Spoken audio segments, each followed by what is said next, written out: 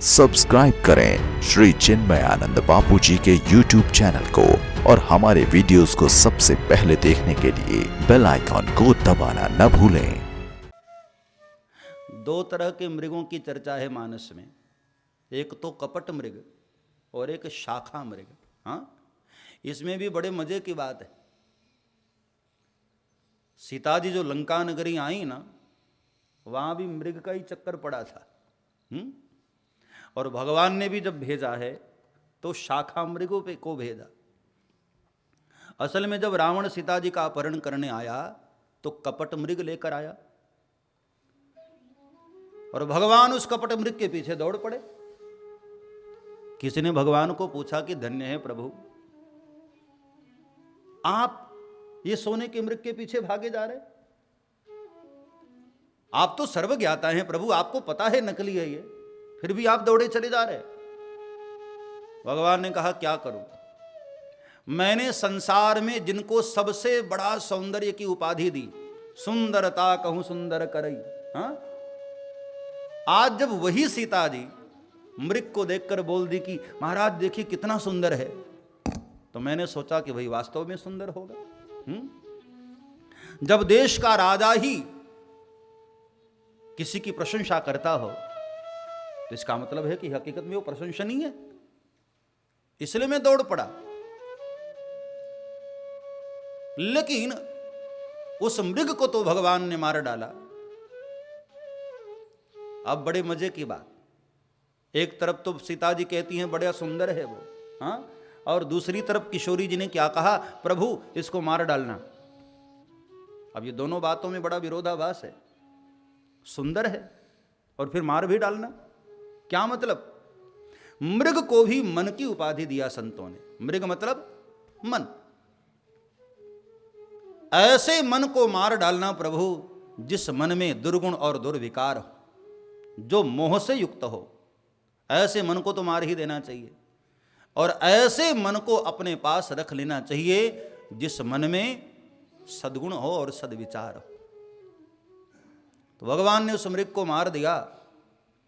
आज सीता जी के पास हनुमान जी को भेज करके मानो इशारा किया कि देवी तुमको मृग बड़ा प्रिय था ना, लेकिन वो जो मृग था वह तो मारने योग्य है, लेकिन अब मैं ऐसा मृग तुम्हारे पास भेज रहा हूं जो मारने योग्य नहीं है, पालने योग्य है, प्यार करने योग्य है, और वह है शाखा मृग। सुनु माता शाखा मृग नहीं बल बुद्धि विशाल,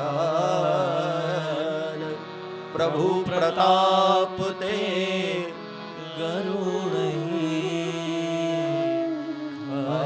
परम लघु, प्रभु प्रताप ते गरुड़ खाई परम लघु ब्याल।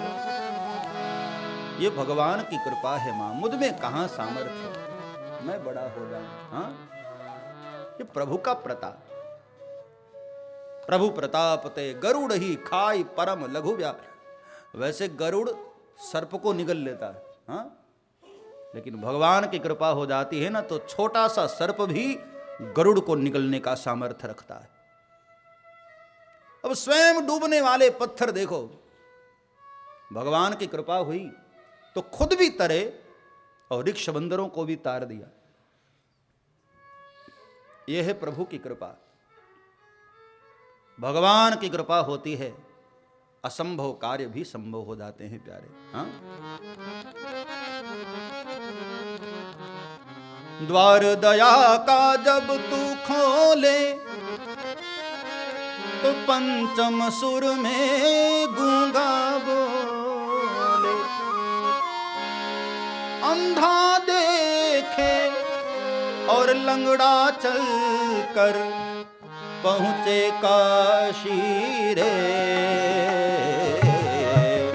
दर्शन दो घनश्याम नाथ मोरी अखियां प्यासी रे, दर्शन दो घनश्याम नाथ मोरी अखियां प्यासी रे।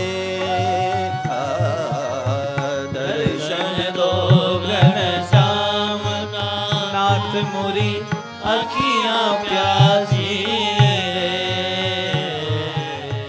भगवान की जब दया होती है, ठाकुर की जब कृपा होती है, अंधे भी देखने लगते हैं, लंगड़े भी चलने लगते हैं, बहरे सुनने लगते हैं। दर्शन दो घनश्याम नाथ मोरी, दर्शन दो घनश्याम नाथ मोरी, दर्शन दो घनश्याम नाथ मोरी, दर्शन दो घनश्याम नाथ अखियां प्यासी रे। दर्शन दो घनश्याम नाथ मोरी अखियां प्यासी रे।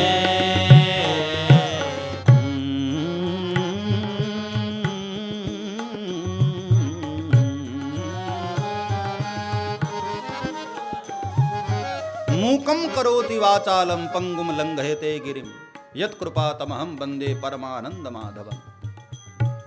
भगवान कृपा करते हैं तो मूक भी वाचाल हो जाता है।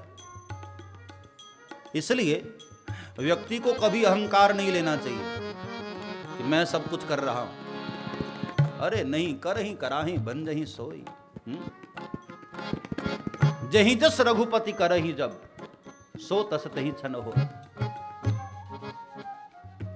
प्रभु प्रताप ते गरुड़ही खाई परम लघु व्याध।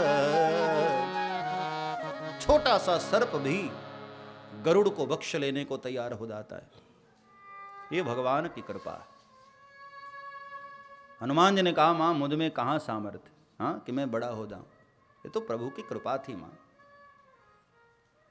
फिर भी हनुमान जी को लगा कि शायद मां को भरोसा हो न हो।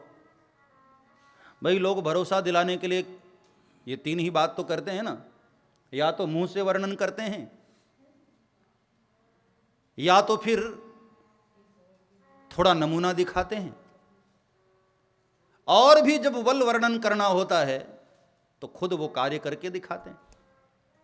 हनुमान जी महाराज ने जो पूरी लंका जला डाली और पूरा बगीचा उजाड़ दिया, और अंत में प्रणाम करके मानो हनुमान जी ने कहा कि मैया अब तो भगवान के बल पर भरोसा हो गया ना, कि जिसका एक साधारण सा दूत आकर के पूरी लंका नगरी में तहलका मचा दिया, जब स्वयं सरकार आएंगे तो मैया सोच ले फिर रावण की क्या दिशा होने वाली। मां को भरोसा हो जाए, इसलिए हनुमान जी महाराज ने तही अशोक वाटिका उजारी। तो यहां पर बाबा तुलसी ने ये जो सौंदर्य दर्शन कराया सुंदरकांड का, मानो बाबा तुलसी कहना चाहते हैं कि मोह की जो वाटिका है, मोह की जो सुंदरता है, उसको हनुमान जी जैसा योगी नष्ट कर ही देता है। संसार वाले भले ही उसको बड़ा आदर दें, बड़ा ही प्रेम करें, लेकिन कोई योगी पुरुष उसकी दृष्टि में तो संसार नश्वर ही है। इसलिए हनुमान जी महाराज ने वास्तविक जो सौंदर्य है उसका दर्शन कराने के लिए हनुमान जी महाराज ने इस काल्पनिक सौंदर्य को नष्ट कर दिया। सुंदरकांड का ये बड़ा प्यारा चरित्र। अब राम विवाह की ओर हम आगे बढ़ें, उसके पहले 1-2 मिनट के लिए हरिनाम सुमिरन। सब्सक्राइब करें श्री चिन्मयानंद बापू जी के YouTube चैनल को, और हमारे वीडियोस को सबसे पहले देखने के लिए बेल आइकॉन को दबाना न भूलें।